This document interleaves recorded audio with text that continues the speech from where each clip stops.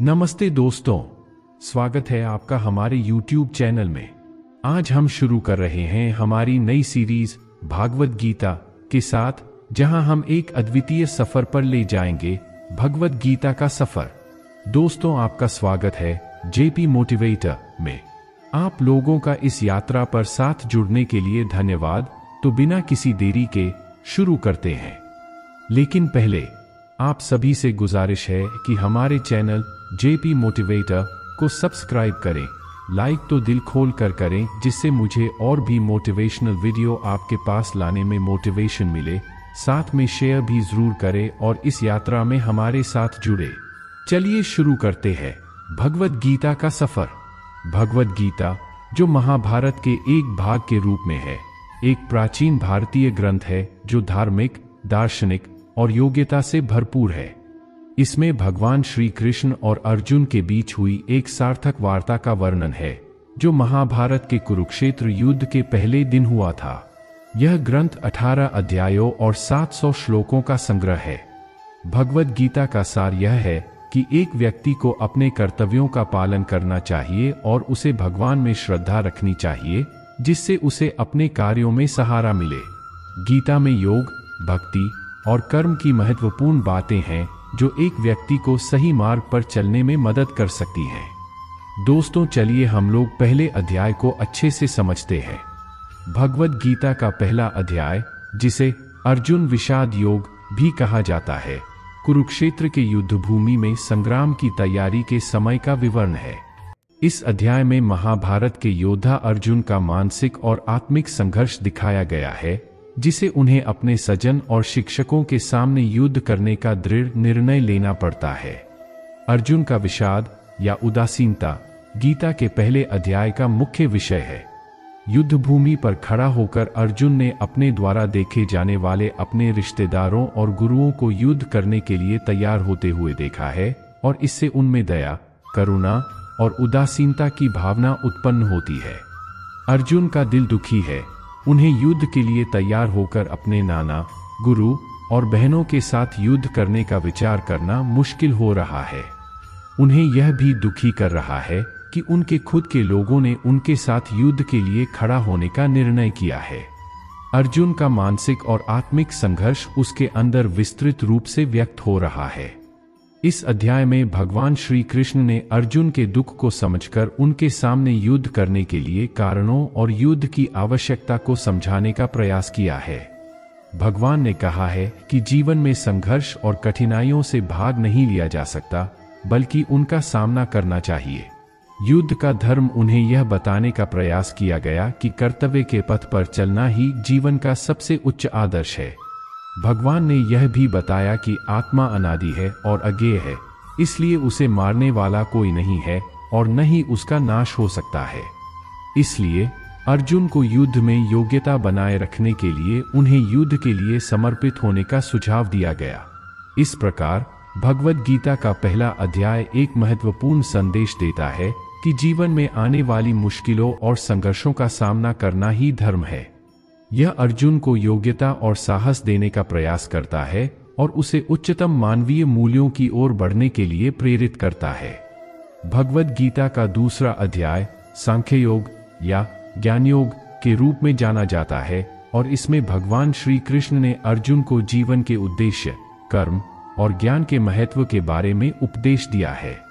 यह अध्याय जीवन में उद्देश्य प्राप्त करने के लिए एक मार्ग और उसकी प्राप्ति के लिए कुछ महत्वपूर्ण सिद्धांतों को विवरण करता है। दूसरे अध्याय में भगवान श्री कृष्ण ने अर्जुन से जीवन के महत्वपूर्ण पहलुओं पर ध्यान केंद्रित करने का प्रेरणा दिया है। उन्होंने बताया कि कर्मों का त्याग करना नहीं, बल्कि उन्हें सही तरीके से करना चाहिए और उनके फल की चिंता नहीं करनी चाहिए। भगवान ने कहा है कि कर्मफल का आसक्ति त्याग करके कर्म को निष्काम बनाना चाहिए, यानी कर्म करना चाहिए परंतु उसके फल की आसक्ति नहीं करनी चाहिए। भगवान ने अर्जुन को जीवन में कर्मों का महत्वपूर्ण स्थान बताया और कहा कि सच्चे जीवन का उद्देश्य कर्मों का सही तरीके से निर्वहन करना है।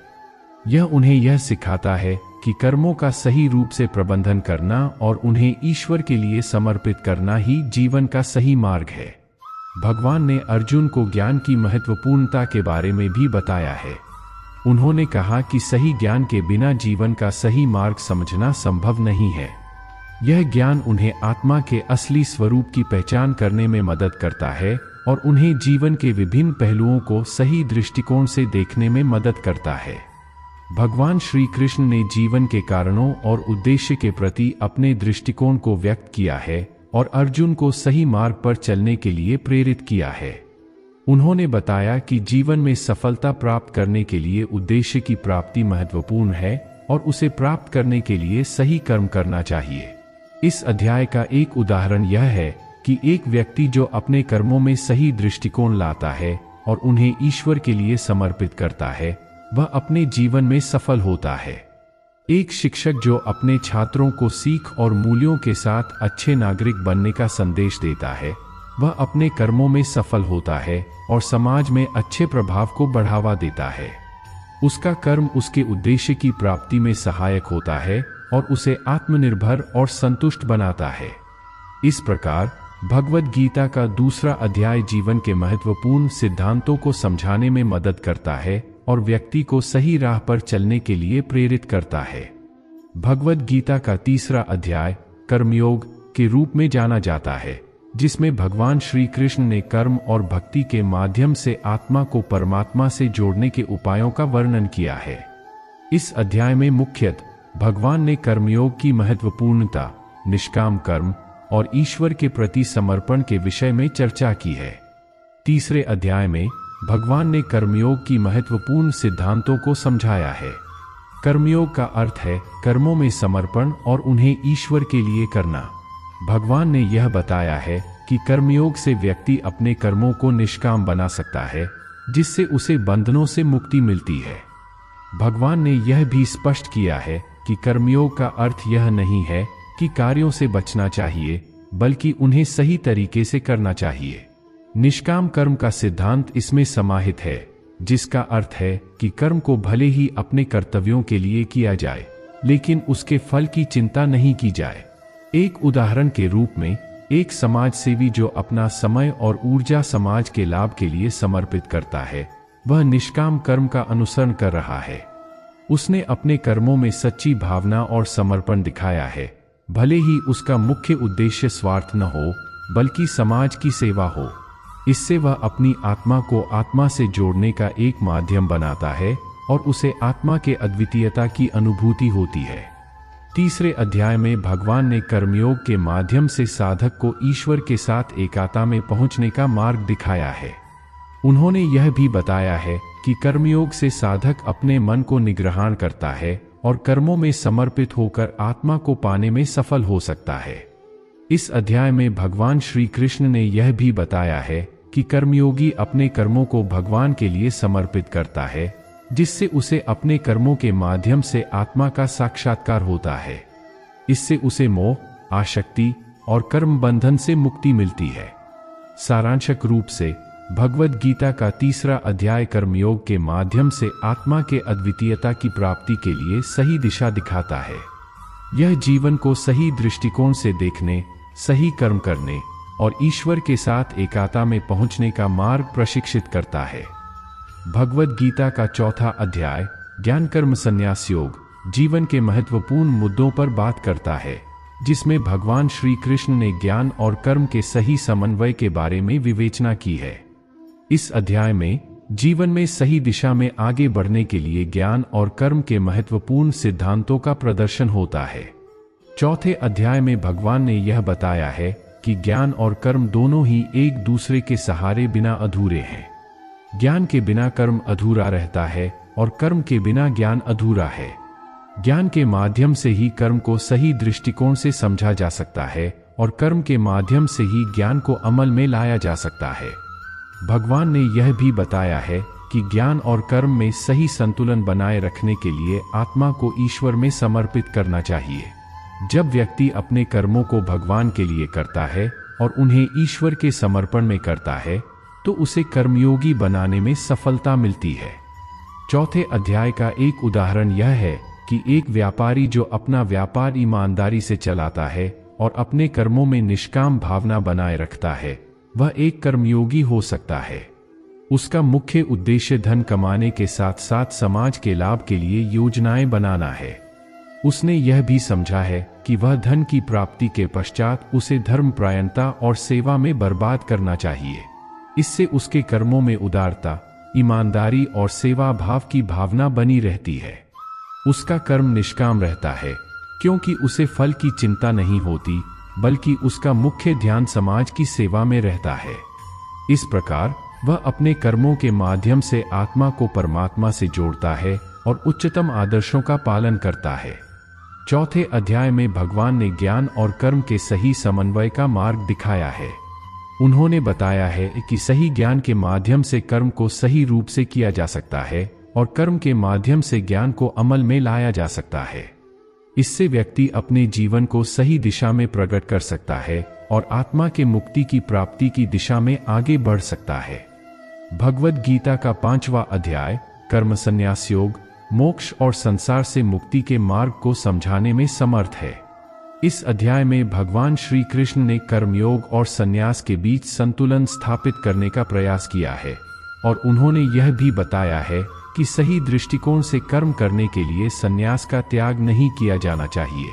5वें अध्याय में भगवान ने स्पष्ट रूप से बताया है कि संसार से मुक्ति प्राप्त करने का सही मार्ग कर्मयोग है, जिसका अर्थ है कर्मों में समर्पण रखना और उनके फलों की आसक्ति त्यागना।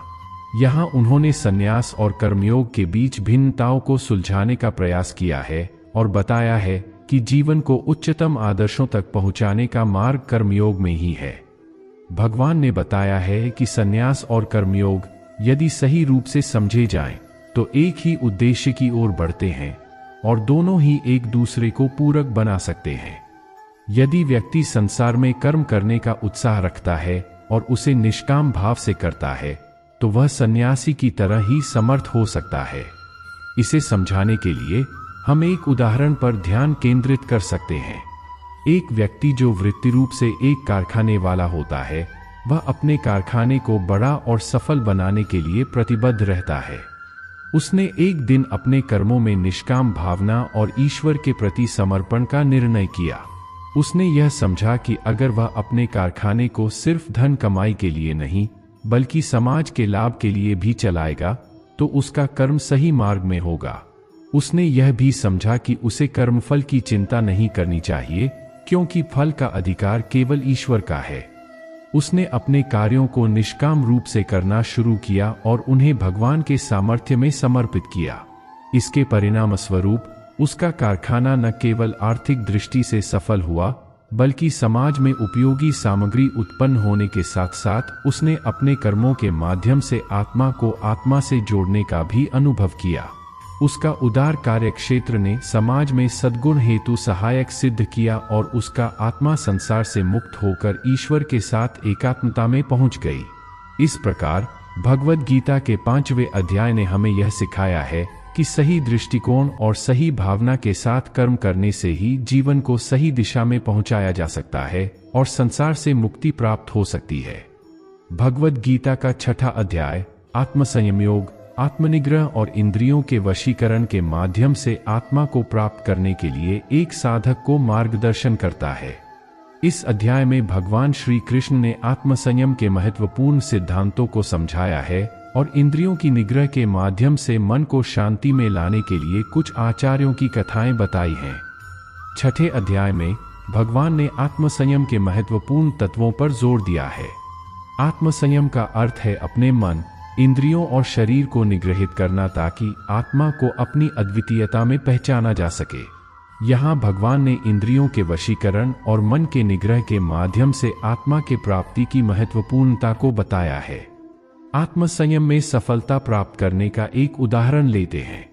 एक योगी जो अपने जीवन में आत्मसंयम की प्राप्ति करना चाहता है, वह अपने दिनचर्या में योग और ध्यान का समय निर्धारित करता है।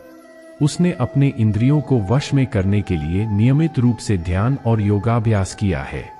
उसने भोजन को संयमित रखा और अपने मन को विचारशीलता और ध्यान के माध्यम से निग्रहित किया।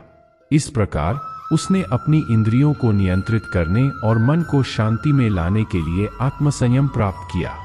भगवान ने इस अध्याय में कहा है कि जो व्यक्ति आत्मसंयम में सफल होता है वह जीवन के हर पहलुओं में समता की भावना बनाए रखता है। उसके लिए सुख और दुख, लाभ और हानि, सम्मान और अपमान सभी एक समान होते हैं। ऐसा व्यक्ति आत्मा के स्वरूप को समझता है और उसे हर पल में अपना देखता है। इस अध्याय में भगवान ने यह भी बताया है कि आत्मसंयम के माध्यम से आत्मा को प्राप्त करने के लिए विभिन्न योगाभ्यासों का अभ्यास करना चाहिए। इसमें आसन, प्राणायाम, ध्यान और समाधि जैसे योगाभ्यासों का समर्पण शामिल है। ये योगाभ्यास आत्मनिग्रह में सहायक होते हैं और व्यक्ति को आत्मा की प्राप्ति में मदद करते हैं। इस प्रकार छठे अध्याय ने हमें आत्मसंयम के महत्वपूर्ण तत्वों को समझाया है और साधकों को आत्मा की प्राप्ति के लिए सही मार्ग प्रदान किया है। आत्मसंयम के माध्यम से ही व्यक्ति अपनी अंतरात्मा को जान सकता है और आत्मा के मुक्ति की प्राप्ति हो सकती है। भगवद गीता का 7वां अध्याय ज्ञान विज्ञान योग जीवन के असली तत्व और आत्मा के महत्वपूर्ण सिद्धांतों को समझाने का कार्य करता है। इस अध्याय में भगवान श्री कृष्ण ने संसार के विषय में साक्षात्कार के माध्यम से आत्मा की अद्वितीयता का बोध कराया है और सच्चे ज्ञान की प्राप्ति के लिए कुछ मार्गदर्शन दिया है। 7वें अध्याय में भगवान ने जीवन के मूल तत्वों को समझाने के लिए एक अलग दृष्टिकोण प्रस्तुत किया है, जिसमें सत्य, असत्य और जीवन की अनित्यता की बातें बताई गई हैं। इस अध्याय का सबसे महत्वपूर्ण भाग सत्य के आवश्यकता की चर्चा है। भगवान कहते हैं कि सत्य को जानकर ही व्यक्ति अद्वितीय आत्मा को समझ सकता है। यहाँ एक उदाहरण के माध्यम से सत्य की अद्वितीयता को समझने का प्रयास करते हैं। एक गुरुकुल में पढ़ाई कर रहे एक छात्र ने गुरु से सत्य के बारे में सोचने को कहा। गुरु ने उससे कहा, तुम इस पेड़ को छोड़कर कहीं भी जाओ और एक मिट्टी का टुकड़ा लेकर आओ। छात्र ने गुरु की आज्ञा का पालन करते हुए मिट्टी का टुकड़ा लेकर आया। गुरु ने उससे कहा, अब इस मिट्टी को पूरे जगह फैला दो। छात्र ने मिट्टी को फैला दिया, लेकिन गुरु ने फिर कहा, अब इसे पुनः इस पेड़ के पास ले आओ। छात्र ने मिट्टी को लेकर पुनः पेड़ के पास आया। गुरु ने पूछा, क्या तुमने किसी बदलाव को महसूस किया? छात्र ने कहा, नहीं गुरुजी, कोई बदलाव नहीं हुआ।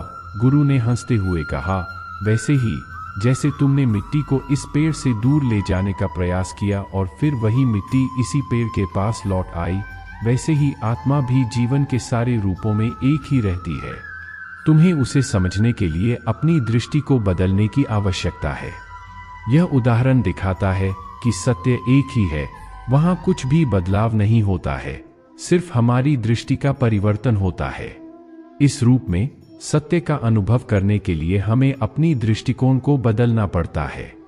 इस अध्याय में भगवान ने जीवन की अनित्यता की बात की है और समझाया है कि यह दुनिया समस्त परिवर्तनशील है और सब कुछ अस्थायी है। इसलिए यह जीवन को समझने के लिए अनित्य और अशाश्वत के रूप में देखा जाना चाहिए। इस प्रकार 7वें अध्याय ने हमें आत्मा के सत्य और जीवन की अनित्यता के महत्वपूर्ण सिद्धांतों को समझाया है और एक उदाहरण के माध्यम से सत्य के अद्वितीयता को स्पष्ट किया है। भगवद गीता का 8वां अध्याय अक्षर ब्रह्म योग नामक है, जिसमें भगवान श्री कृष्ण ने अक्षर ब्रह्म और भक्ति के माध्यम से ईश्वर की प्राप्ति के लिए मार्गदर्शन किया है। इस अध्याय में ज्ञान, भक्ति और कर्म के संबंध में महत्वपूर्ण बातें बताई गई हैं, जो एक व्यक्ति को आत्मा के साक्षात्कार तक पहुंचने में मदद करती हैं। इस अध्याय का आरंभ भगवान के वचनों से होता है, जिनमें वह अपनी अद्वितीय और अविनाशी स्वभाव की बातें बताते हैं। उन्होंने अक्षर ब्रह्म के रूप में अपने को प्रकट किया है और बताया है कि जो व्यक्ति इस अक्षर ब्रह्म को समझता है वह मोक्ष को प्राप्त होता है। भगवान ने ज्ञान की महत्वपूर्णता पर बल दिया है और बताया है कि ज्ञान के माध्यम से ही मनुष्य अपनी आत्मा को समझ सकता है। यहाँ एक उदाहरण देखते हैं जो ज्ञान के महत्व को समझाता है। एक व्यक्ति ने अपने गुरु से पूछा, गुरुजी, हमारे पास सभी भौतिक अवस्थाएं होती हैं, लेकिन हम इसे कैसे समझें कि कौन हम हैं और यह जगह क्या है?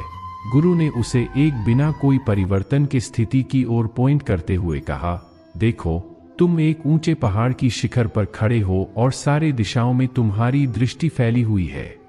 तुम जो कुछ भी देख रहे हो वह सभी अवस्थाएं तुम्हारे सामने हैं, लेकिन तुम अपनी ऊंचाई से सभी को देख रहे हो। इसी तरह तुम अपनी आत्मा को जान सकते हो, जो सभी अवस्थाओं के पार है। यह उदाहरण दिखाता है कि ज्ञान के माध्यम से ही व्यक्ति अपनी आत्मा को समझ सकता है और अपने असली स्वरूप को पहचान सकता है। भगवान ने इस अध्याय में भक्ति की महत्वपूर्ण बातें भी सिखाई हैं। वह बताते हैं कि जो व्यक्ति श्रद्धा और भक्ति के साथ ईश्वर की उपासना करता है, वह भी मोक्ष को प्राप्त हो सकता है। भक्ति अपने आत्मा को परमात्मा के साथ मिलाने का माध्यम है और यह एक व्यक्ति को सच्चे धर्म की प्राप्ति में मदद करती है। इस अध्याय के माध्यम से भगवान ने ज्ञान, भक्ति और कर्म के मेलजोल का मार्गदर्शन किया है और यह दिखाया है कि इन तीनों के संबंध में सही समंजन के माध्यम से व्यक्ति अपने अद्वितीय आत्मा को पहचान सकता है और ईश्वर की प्राप्ति की ओर बढ़ सकता है। भगवद गीता का 9वां अध्याय राजविद्याराज गुह्य योग या राजविद्याराज गुह्य योग कहलाता है, जिसमें भगवान ने भक्ति, सर्वशक्तिमान ईश्वर के प्रति निष्ठा और देवी शक्ति के माध्यम से भक्ति का महत्व बताया है। इस अध्याय में भगवान की वाणी से निकले विचार, उपदेश और आदर्श भक्त का चित्रण है, जो जीवन को आदर्श दिशा में पहुंचाने का कारण बनता है। इस अध्याय की शुरुआत भगवान श्री कृष्ण के विश्वरूप का दर्शन से होती है, जिससे अर्जुन को भयभीत होकर अपनी अनन्य भक्ति का अभ्यास जारी रखने का आदमय आदर्श प्राप्त होता है। इस अध्याय में भगवान का विराट रूप, जिसमें संपूर्ण ब्रह्मांड का दर्शन होता है, अर्जुन को प्रदर्शित होता है और उसे यह बोध होता है कि सभी जीव ईश्वर के अंश हैं। भगवान श्री कृष्ण ने इस अध्याय में भक्ति की महत्वपूर्ण बातें सिखाई हैं। भक्ति का अर्थ है सर्वशक्तिमान ईश्वर के प्रति पूर्ण समर्पण और प्रेम के साथ आस्था रखना। भगवान का स्वरूप और महत्व को समझने के लिए भक्ति का अभ्यास करना अत्यंत महत्वपूर्ण है। एक उदाहरण के माध्यम से इस बात को समझते हैं। एक साधक ने अपने गुरु से पूछा, गुरुजी, मुझे ईश्वर में पूर्ण समर्पण कैसे प्राप्त करना चाहिए? गुरु ने उसे एक फूल की पूंजी दिखाई और कहा, तुम इस फूल की पूंजी को देख रहे हो, इसमें सुंदरता, गंध और रस है। अब तुम इसे तोड़ने का प्रयास करो। साधक ने कई बार प्रयास किया, लेकिन फूल नहीं टूटा।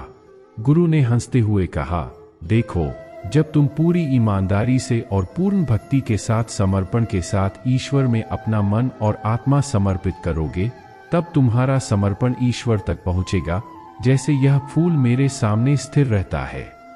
भगवान ने भक्ति के माध्यम से सच्चे परमात्मा की प्राप्ति का मार्ग दिखाया है और यह बताया है कि ईश्वर में पूर्ण समर्पण करने से ही मोक्ष की प्राप्ति हो सकती है।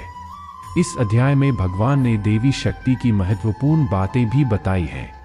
उन्होंने कहा है कि जो भक्त श्रद्धा और भक्ति से देवी की पूजा करता है, उसे भगवान की कृपा प्राप्त होती है और वह अपने जीवन को सच्चे धर्म में जीने की क्षमता प्राप्त करता है।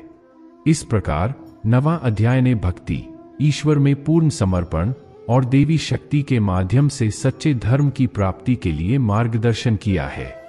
यह अध्याय भक्ति मार्ग को आत्मनिवेदन और समर्पण के साथ चलने का आदमय उदाहरण प्रदान करता है और व्यक्ति को आत्मा के साक्षात्कार की प्राप्ति में मदद करता है। भगवद गीता का 10वां अध्याय विभूति योग या दिव्य विभूति योग कहा जाता है, जिसमें भगवान ने अपनी विभूतियों के माध्यम से अपना विश्वरूप दिखाया है और उनकी अनंत करुणा और दया का वर्णन किया है।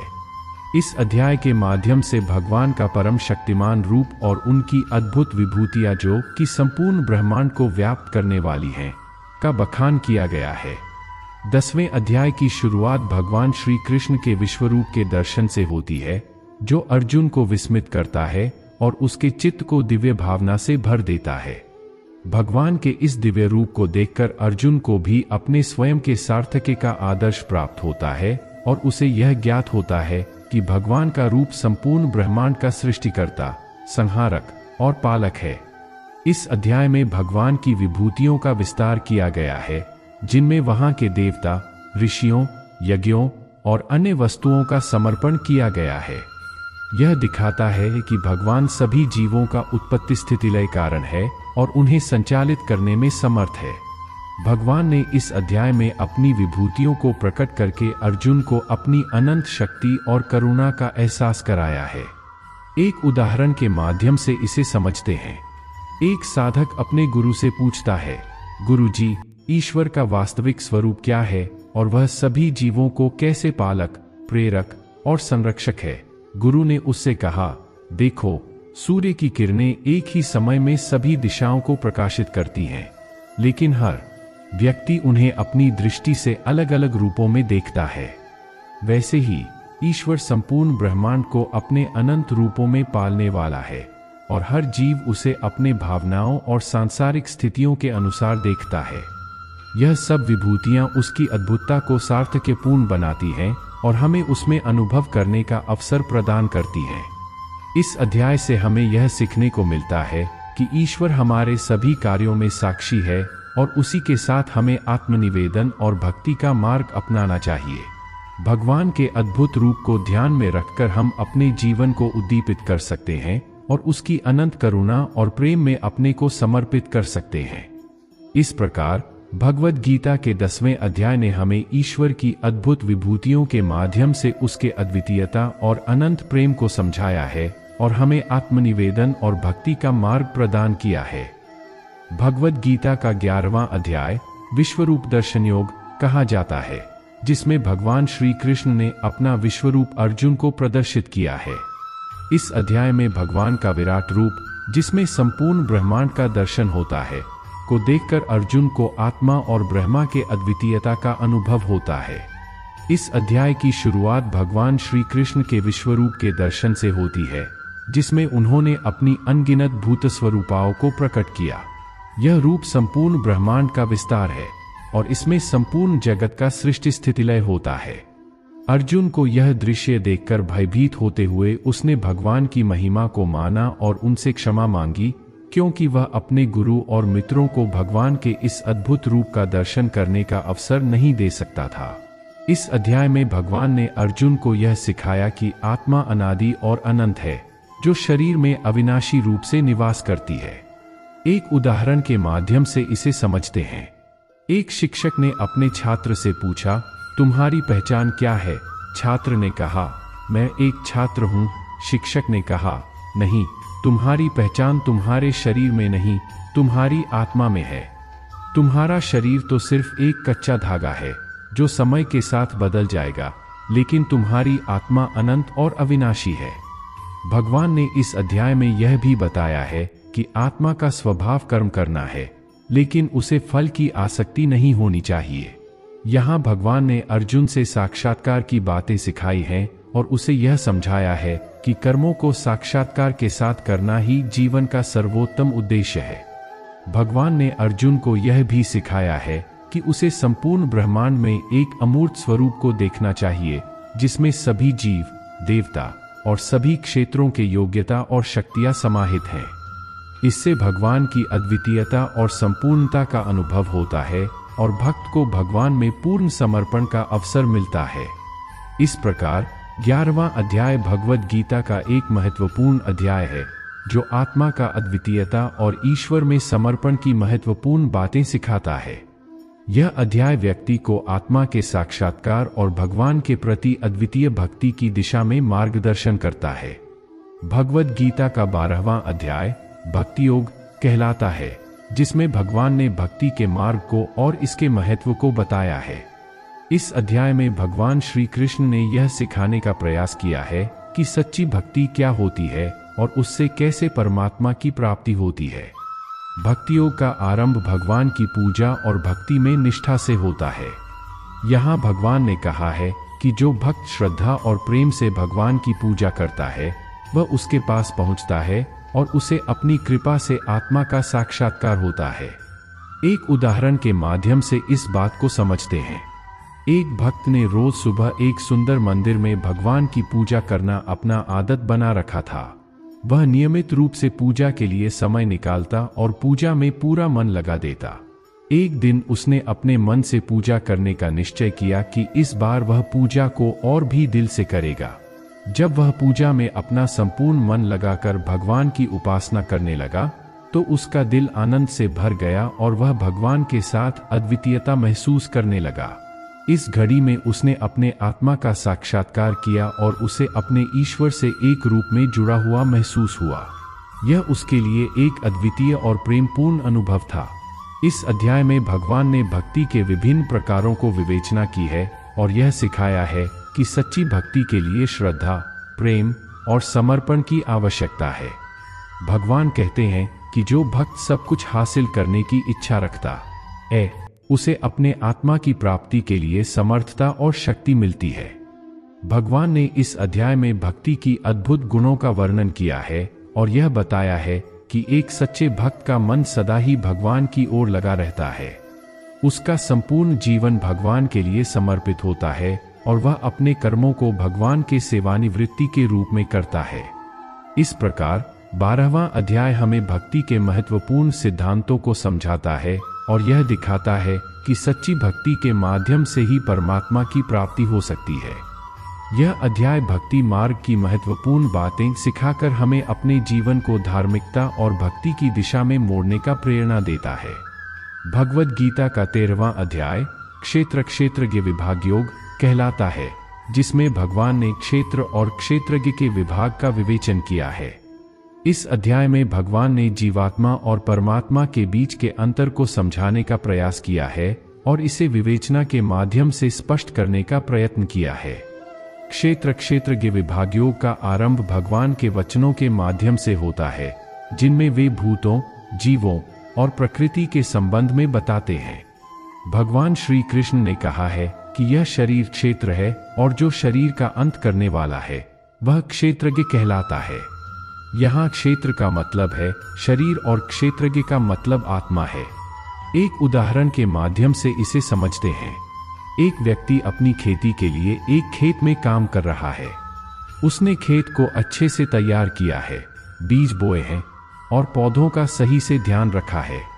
खेत के सभी ऊपरी और निचले परिसरों को वह ध्यानपूर्वक देखता है और उन्हें अच्छे से संरक्षित रखने का प्रयास करता है।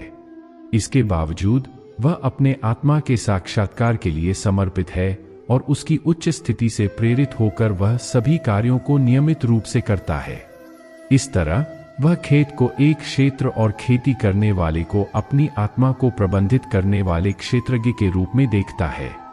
भगवान ने इस अध्याय में आत्मा के नित्य स्वभाव और इसके अद्वितीयता की महत्वपूर्ण बातें बताई हैं। आत्मा का अंत नहीं होता, वह नित्य है और उसे शस्त्रों या आग में नहीं जला सकता कोई कुछ नहीं कर सकता है। यह अद्वितीय, अविकारी, अचल और अनादि है। इसके पारमार्थिक स्वरूप की प्राप्ति के लिए व्यक्ति को आत्मनिवेदन और आत्मज्ञान की प्राप्ति करनी चाहिए। भगवान ने इस अध्याय में जीवात्मा की स्वभाव और इसके संबंध में विवेचना की है। वे कहते हैं कि जीवात्मा इस शरीर में आत्मा के रूप में विराजमान है और इसके सभी कर्म और अनुभव उसी से होते हैं। इसके साथ ही जीवात्मा को परमात्मा के साथ एकता में प्राप्त करने के लिए भक्ति और ध्यान का मार्ग बताया गया है। इस प्रकार 13वां अध्याय हमें आत्मा और शरीर के बीच के अंतर को समझाने का प्रयास करता है और यह सिखाता है कि आत्मा अद्वितीय, अनंत और अविनाशी है। यह अध्याय आत्मनिवेदन और साक्षात्कार की दिशा में हमें मार्गदर्शन करता है और भक्ति और ध्यान के माध्यम से परमात्मा के साथ एकात्मता में पहुंचने की महत्वपूर्ण बातें सिखाता है। भगवद गीता का 14वां अध्याय श्रद्धात्रय विभाग योग कहलाता है, जिसमें भगवान श्री कृष्ण ने श्रद्धा, भक्ति और निष्ठा की महत्वपूर्ण बातें बताई हैं। इस अध्याय में भगवान ने श्रद्धा के विभिन्न प्रकारों को और इसके महत्व को विवेचना की है। श्रद्धात्रय विभाग योग का आरंभ भगवान के वचनों से होता है, जहां उन्होंने श्रद्धा का विभाजन किया है। श्रद्धा का मतलब होता है आत्मा को परमात्मा में पूर्ण समर्पण करना और उसके प्रति अनन्य भक्ति रखना। भगवान ने यहाँ 3 प्रकार की श्रद्धा की बात की है: सात्विक, राजसिक और तामसिक। सात्विक श्रद्धा वाले व्यक्ति अपने कर्तव्यों का निर्वाह करने में समर्थ और समर्पित रहते हैं। राजसिक श्रद्धा वाले व्यक्ति फल की प्राप्ति के लिए कर्म करते हैं और तामसिक श्रद्धा वाले व्यक्ति अपने कर्मों में आलस्य करते हैं और शास्त्रों का अनुसरण नहीं करते। इसके बाद भगवान ने भक्ति की बात की है, जो सात्विक, राजसिक और तामसिक भक्ति के रूप में विभाजित होती है। सात्विक भक्ति में भक्त ईश्वर के प्रति पूर्ण समर्पण रखता है। राजसिक भक्ति में फल की प्राप्ति के लिए भक्ति करता है और तामसिक भक्ति में भक्त ईश्वर के प्रति अकेलापन और अपने इच्छाओं की पूर्ति के लिए भक्ति करता है। एक उदाहरण के माध्यम से इसे समझते हैं। एक सात्विक भक्त जो निस्वार्थ भाव से भगवान की पूजा करता है, वह अपने कर्तव्यों का पालन करता है और अन्यों के प्रति करुणा और दया भाव रखता है। राजसिक भक्त जो फल की प्राप्ति के लिए पूजा करता है, वह ईश्वर से कुछ मांगता है और उसे मिलने पर ही भक्ति रखता है। तामसिक भक्त जो अपने स्वार्थ के लिए भगवान की पूजा करता है, वह अपने इच्छाओं की पूर्ति के लिए ईश्वर की उपासना करता है, लेकिन उसकी भक्ति में आत्मग्लानि नहीं होती। अंत में भगवान ने निष्ठा की महत्वपूर्णता की बात की है। निष्ठा यानी स्थिर और प्रतिबद्ध भक्ति सब प्रकार की श्रद्धा और भक्ति की श्रेष्ठता है। निष्ठायुक्त भक्त को ईश्वर में पूर्ण विश्वास होता है और वह सभी परिस्थितियों में समान भाव से रहता है। उसकी भक्ति में अनन्यता होती है और वह ईश्वर के साथ सच्ची समर्पण भावना रखता है। इस प्रकार 14वां अध्याय हमें श्रद्धा, भक्ति और निष्ठा के माध्यम से साधने वाले धार्मिक और ईश्वरीय मूल्यों की महत्वपूर्णता को समझाता है। यह अध्याय हमें सच्चे भक्ति के लक्षण और उसके फलों की महत्वपूर्ण बातें सिखाता है, जो व्यक्ति को आत्मा के साक्षात्कार में पहुंचा सकता है। 15वां अध्याय, जिसे परमहंस योग भी कहा जाता है, भगवद गीता का एक महत्वपूर्ण अध्याय है, जो आत्मज्ञान और भक्ति के माध्यम से परमात्मा की प्राप्ति की महत्वपूर्ण बातें बताता है। इस अध्याय में भगवान श्री कृष्ण ने अपने परमात्मा स्वरूप और उसके प्राप्ति के मार्ग का वर्णन किया है। 15वां अध्याय का आरंभ भगवान के वचनों से होता है, जहां वे आत्मा के स्वरूप और परमात्मा के साथ एकता की बातें बताते हैं। भगवान ने यह सिखाने का प्रयास किया है कि आत्मा अविनाशी और शरीर से अभिभूत नहीं होती और यह नित्य और अनंत है। इस अध्याय में भगवान श्री कृष्ण ने यह भी बताया है कि भक्ति और ज्ञान का एक संतुलित समन्वय होना चाहिए। यहाँ भगवान ने अपने परमात्मा स्वरूप का विस्तार से वर्णन किया है और यह सिखाया है कि आत्मा शरीर के परमात्मा में एकीकृत हो सकती है। एक उदाहरण के माध्यम से इसे समझते हैं। एक योगी ने अपने ध्यान और साधना के माध्यम से अपनी आत्मा का साक्षात्कार करने का प्रयास किया। उसने ध्यान के माध्यम से अपने मन को शांत किया और अपनी आत्मा की ओर मोड़ा। उसने आत्मा में परमात्मा का प्रत्यक्ष अनुभव किया और उसे एक अद्वितीय, अनंत और अविनाशी शक्ति माना। इस अनुभव से उसे शांति और आनंद की अद्वितीय अनुभूति हुई और उसने जगत के समस्त भेदों को दूर कर एकता में पहुंचने का एहसास किया। 15वां अध्याय में भगवान ने ज्ञानयोग के माध्यम से आत्मा का अद्वितीयता और परमात्मा के साथ एकीकृतता का सिद्धांत बताया है। यहाँ भगवान ने यह भी सिखाया है कि आत्मा को ज्ञान और भक्ति के संयम के माध्यम से परमात्मा के साथ संबंध स्थापित करना चाहिए। इस अध्याय के माध्यम से हमें यह बोध होता है कि आत्मा का अद्वितीय स्वरूप सिद्ध होना चाहिए और हमें संसार में होने वाली विभिन्न धार्मिकताओं को पारंपरिक और सांस्कृतिक परिभाषाओं से परिभाषित करना चाहिए। आत्मा को परमात्मा के साथ एकीकृत करने के लिए ज्ञान और भक्ति के मार्ग का अनुसरण करना चाहिए। समाप्त में 15वां अध्याय भगवान के उद्दीपना रूप में हमें आत्मा और परमात्मा के साक्षात्कार की महत्वपूर्णता को समझाता है और यह सिखाता है कि सच्चा धर्म आत्मज्ञान और परमात्मा के साथ संबंध स्थापित करने में है। 16वां अध्याय, जिसे दैवासुर संपद विभाग योग भी कहा जाता है, भगवद गीता का एक महत्वपूर्ण अध्याय है, जो दैवी संपदा और असुरी संपदा के बीच विभाजन की बातें करता है। इस अध्याय में भगवान श्री कृष्ण ने विभिन्न प्रकारों की गुण और स्वभाव को समझाने का प्रयास किया है और यह सिखाया है कि यह गुण आत्मा के विकास में कैसे आधारित होते हैं। 16वां अध्याय का आरंभ भगवान के वचनों से होता है, जहां वे दैवी संपदा और असुरी संपदा की विवेचना करते हैं। भगवान ने यह सिखाया है कि दैवी संपदा वाले व्यक्ति ज्ञान, भक्ति, त्याग और शांति की प्राप्ति के लिए कार्य करते हैं, जबकि असुरी संपदा वाले व्यक्ति अहंकार, क्रोध, दंभ और अनृत के माध्यम से विघ्न डालते हैं। दैवी संपदा का एक उदाहरण लेते हैं। एक दैवी संपदा वाला व्यक्ति जो निस्वार्थ भाव से ज्ञान और भक्ति में रुचि रखता है, वह अपने कर्तव्यों का निर्वाह करता है और उसके जीवन में शांति और संतुलन होता है। वह अन्यों के प्रति करुणा और दया भाव रखता है और अपनी सफलता को आत्मा के साक्षात्कार में मापता है। असुरी संपदा का उदाहरण भी लेते हैं। एक असुरी संपदा वाला व्यक्ति जो अहंकार, असत्य और दंभ की ओर मुड़ा होता है, वह अपने स्वार्थ के लिए किसी भी माध्यम से अपनी प्राप्ति के लिए काम करता है और अन्यों को ठगने का प्रयास करता है। इसके परिणाम स्वरूप उसका जीवन असंतुलित, अशांत और अधर्मपूर्ण होता है। इस अध्याय में भगवान ने यह भी बताया है कि यह गुण आत्मा के विकास में कैसे आधारित होते हैं और आत्मा को कैसे इन गुणों से पारंपरिक और सांस्कृतिक परिभाषाओं से परिभाषित करना चाहिए।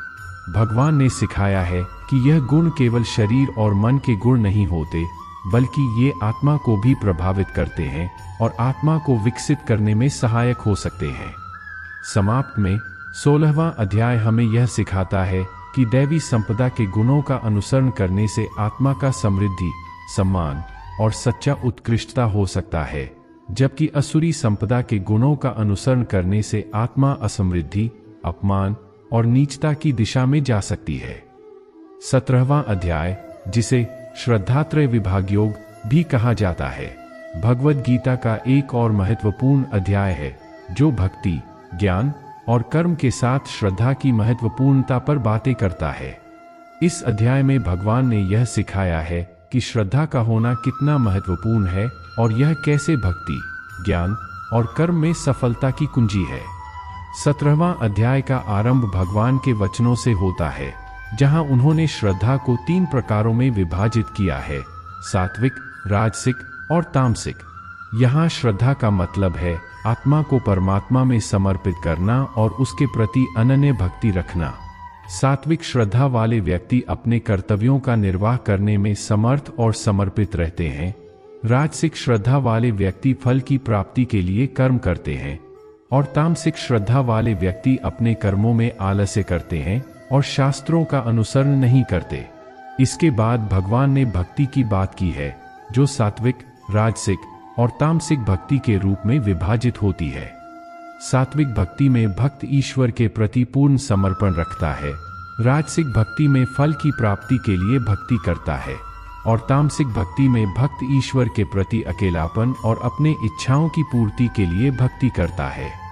इस अध्याय में भगवान ने ज्ञान योग, कर्मयोग और भक्ति योग की महत्वपूर्ण बातें बताई हैं। इसमें यह सिखाया गया है कि ये तीनों मार्ग सच्चे आत्मा के साक्षात्कार की दिशा में एक साथ कार्य कर सकते हैं। एक व्यक्ति को अपने कर्मों में निर्दिष्ट फलों की प्राप्ति की आकांक्षा किए बिना और निष्काम भाव से कर्म करने की आदत होनी चाहिए। इससे उसकी भक्ति में सहजता आती है और वह अपने कर्मों में आत्मा को परमात्मा के साथ मिला सकता है।